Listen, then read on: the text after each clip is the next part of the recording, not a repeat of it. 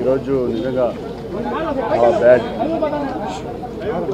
నాకు నేను బాబాయ్ అని ఆప్యాయంగా పిలుచుకునే వ్యక్తి సీతారత్నం గారి అబ్బాయితో మా ప్రస్థానం స్టార్ట్ అయింది. మా సెకండ్ ఫిలిం.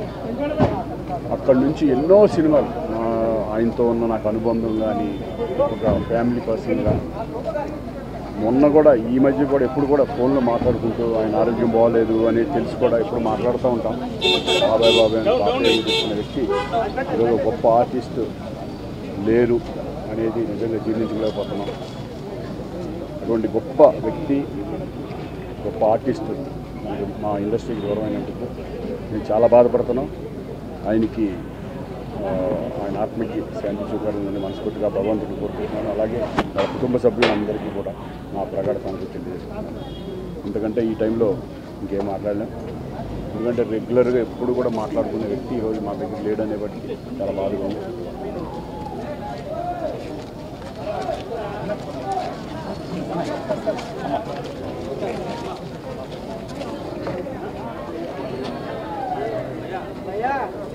కోట గారు ఎంత విలక్షణమైన నటుడో మనందరికీ తెలిసిన విషయమే. ఒకప్పుడు మనం ఎస్వి రంగారావు గారు, కైకాల సత్యనారాయణ గారు, గుమ్మడి గారు క్యారెక్టర్ ఆర్టిస్టులుగా వారి గురించి చాలా మహోన్నతంగా మనం చెప్తూ ఉండేవాళ్ళం.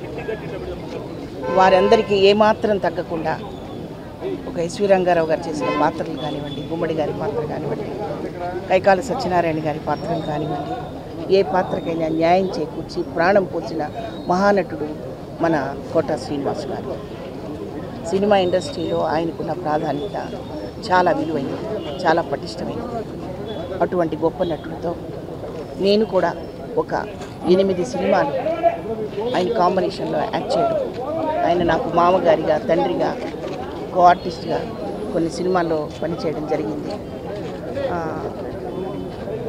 ముఖ్యంగా స్టేజ్ నుంచి వచ్చిన ఆర్టిస్టులకి ఆయన ఎంతో ప్రాధాన్యత ఇచ్చేవారు.